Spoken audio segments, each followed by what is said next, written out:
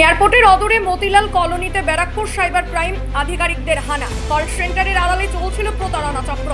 ঘটনাস্থলে Barrackpore cyber crime এবং দমদম থানার পুলিশ। তল্লাশি চলছে। ছাদের জলের ট্যাঙ্কি থেকে উদ্ধার 2 ব্যাগ মোবাইল এবং প্রচুর কাগজপত্র। অভিযান শুরু হতেই অফিসের সব কাগজপত্র নিয়ে ছাদের জলের ট্যাঙ্কে ফেলে দেওয়া হয়। কল সেন্টারের কর্মী 18 জন মহিলাকে আটক করে থানায় নিয়ে যাওয়া হয়েছে।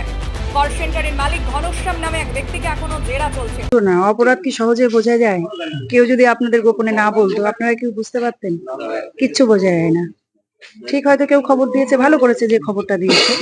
তা আমি তো এই এতদিন তো বাস করছি, মোটামুটি আমি তো এদিক দিয়েও যাতায়াত করি, এদিক দিয়েও যাতায়াত করি, যেহেতু বাড়ি বাড়ি টিউশন করি।